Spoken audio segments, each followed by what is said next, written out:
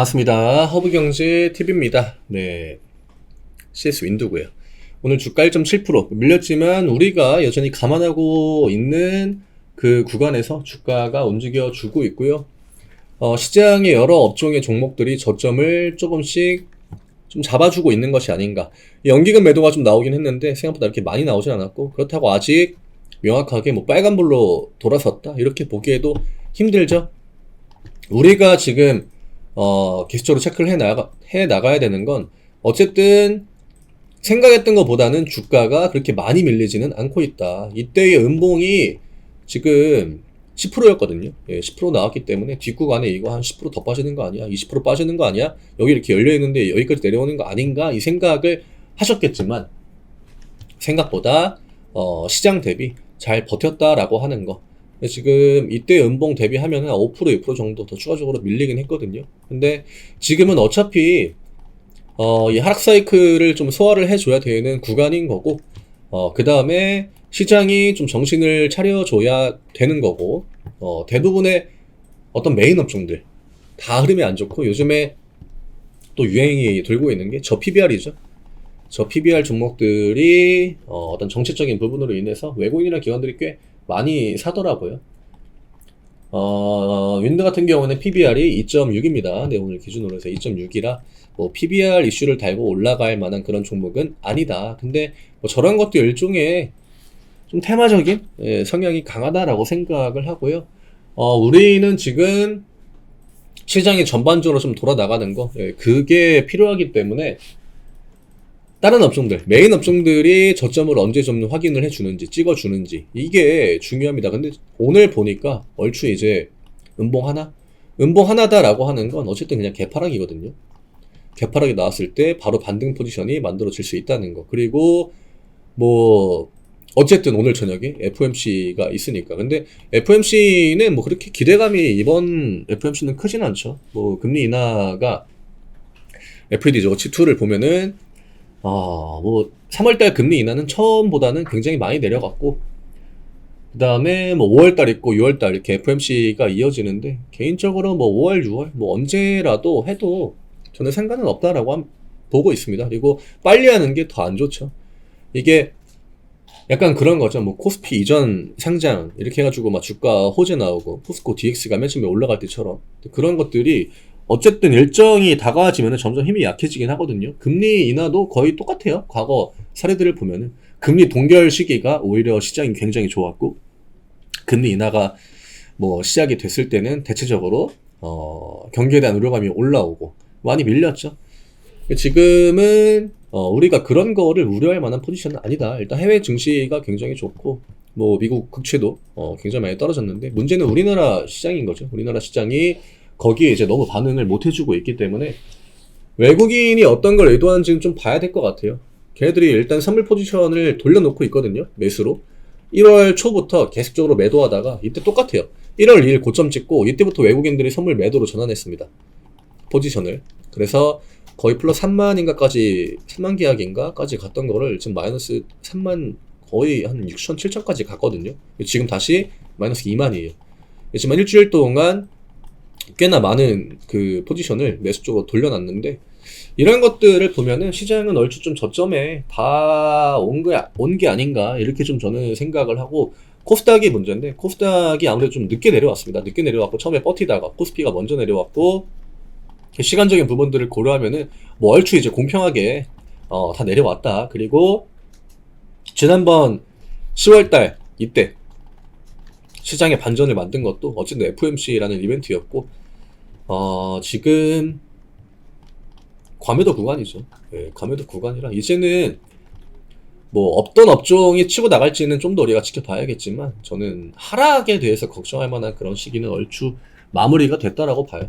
CS 윈드도 뭐 더 빠져봤자 사실 55,000원 이 정도까지 저는 보고 있기 때문에, 이제 저점을 찍고 제가 어제 얘기 드렸던 추세 하단 맞고 상단 추세도 내려오고 자연스럽게 추세를 돌려나가는 그런 흐름을 좀 만드는 거, 이거를 우리가 좀 기대를 해봐야 될 것 같습니다. 네. 댓글들을 제가 보려고 방금 영상 보기 전 왔는데, 빅테크가 박살나야 예언. 네. 이거는 약간 좀, 뭐, 물론, 개인적인 생각이, 이것도 이제 대부분 또 투자하시는 분들마다 관점이 다르기 때문에. 근데 사실, 이거에 대해서 그냥 제 관점을 설명을 드리면은, 이거는 굉장히 좀 뻔한 이야기긴 하죠. 네, 뻔한 이야기고, 이게 금리 인하가 어쨌든 간에 중요한 거는 이분이 이제 그거를 좀 체크를 못 하신 것 같은데, 지난번 파월의 발언을 자세히 좀 볼 필요가 있습니다. 그때 파월이 이제 연준에서 한 이야기가 첫 번째 금리 인하는 경기 상황이나 이런 거에 상관없이 보험적, 선제적 금리 인하를 하겠다라고 했습니다. 그래서 우리가 지금 냉정하게 걱정하고 있는 거는 이 첫 번째 금리 인하는 어쨌든 간에 그냥 보험적으로 하겠다라고 하는 거예요. 그래서 두 번째와 그 두 번째 금리 인하 턴, 이 사이의 턴이 얼마나 짧을지, 이거를 지금 미국 시장에서 굉장히 좀 중요하게 생각을 하고 있거든요. 이 시기가 빠르다라고 하면 첫 번째 거의 금리 인하의 의미는 많지 않을 거예요. 왜냐? 그냥 이거는 먼저 하는 거야. 먼저 한번 우리가 해주는 거야. 약간 요런 식. 혹시나 경기가 안 좋아질 수 있기 때문에. 근데 뒤에 거를 너무 빨리 당겼습니다. 그럼 사람들이 우려를 하겠죠. 이거 경기가 생각보다 안 좋나 보다. 그리고 지금 소비 지표나 뭐 선별 지표나 이런 것들 뭐 다 좋아요. 그리고 연착륙이 아니라 경착륙이겠죠. 네, 지금은 소프트 랜딩, 네, 연착륙이 나와주고 있다라고 보기 때문에 경착륙이 나와줘야 뭐 금리 인하. 근데 오히려 그 시그널이 빨리 나오는 게 지금은 안 좋을 것 같긴 합니다. 어쨌든 GDP 또 지금 굉장히 나이스하고 다 이렇게 뭐 나이스한 건 맞아요. 그리고 금리 인하 3월 확률은 굉장히 많이 내려갔습니다. 이게 11월, 12월 올라올 때 그때 이제 많이 나왔던 게 그 금리 인하, 방금 제가 이야기 들었던 어떤 선제적인 보험적인 그런 금리 인하였거든요. 그래서 기대감이 쭉 올라갔다가 그 FED 어치트를 보면은 3월 달에 금리 인하 확률이 스몰 FOMC에서 금리 인하 확률이 굉장히 올라갔고 이게 지금 50% 정도까지 내려온 걸로 알고 있거든요. 3월 달에 금리 인하를 하는 거는 저는 안 좋다라고 봐요. 이게 금리 인하가 이제 개인 투자하시는 분들이 금리 인하 뭐 빨리 해야지라고 하지만 대부분의 금리 인상 그 다음에 동결 인하 사이클에서는 동결 시즌에 대부분 시장 사이클이 굉장히 좋았다. 이거는 꼭 금리 인하 이런 걸 떠나서 예전에 IMF 때도 똑같았고요. 그 다음에 금융위기 오기 전에 그때도 시장도 똑같았고요. 그 다음에 우리나라 같은 경우에 또 이머징 마켓이지 않습니까? 기본적으로 앞구간의 시장의 하락에 가장 많이 영향을 미친 거는 결국 미국 국채금리의 10년물의 강세죠. 이게 뭘 의미하느냐? 결국 달러. 우리나라 같은 이제 뭐 신흥국 같은 경우에는 달러가 강해지면은 굉장히 좀 취약합니다. 그리고 이게 이제 10년물이 어쨌든 간에 5%대가 거의 저항 라인이었는데 5% 맞고 그때부터 이제 금리 인하 사이클이 만들어졌고 금리를 실질적으로 올리지 않았지만 그 10년물 국채금리가 시장의 어떤 심리에 의해 가지고 계속적으로 올라갔거든요. 그거는 파월도 비정상적인 흐름이다라고 코멘트를 했고 그리고 그런 것들이 이제 시장에 우리는 금리를 올리지 않았지만 긴축적인 효과를 가져다 준다. 그때부터 인식이 바뀐 겁니다. 그래서 금리 인하 확률이 굉장히 많이 올라갔고요. 이전에 이제 매파였던 그런 연준 인사들이 비둘기파 쪽으로 많이 전환이 되면서 3월달 금리 인하 확률이 굉장히 올라갔다가 많이 떨어졌음에도 불구하고 시장은 거기에 연연하지 않았죠. 왜냐? 지금은 3월 달에 인하하느냐, 뭐 5월 달에 하느냐, 그게 중요한 게 아니에요. 그냥 이 사람들이 기다리고 있는 거는 금리 인하입니다. 이거는 약간 선물 보따리 같은 거예요. 어차피 뭐 3월 달에 안 하면 5월에 할 거잖아. 내가, 뭐 어떤 호재 같은 게 있는데, 그게 뭐 지금 당장 안 나오면은 뭐 다음에 나올 거 아니야. 약간 요런 마인드. 그래서 그 금리 동결 시기에는 대체적으로 시장의 어떤 방어력이 굉장히 강합니다. 방어력이 강하고, 그 다음에 기대감이 점점점 올라가기 때문에 이제 그 증시 같은 것들도 굉장히 좀 호황, 그런 것들이 많이 나오죠. 그리고 10년물 국채 금리가 내려온다라고 하는 거는 결국엔 달러의 약세 전환. 그러면 신흥국들한테는 이게 굉장히 좀 호재예요. 그래서 우리나라가 지금 원달러 환율이 강세로 전환이 돼야 되는데 이게 계속적으로 안 좋거든요.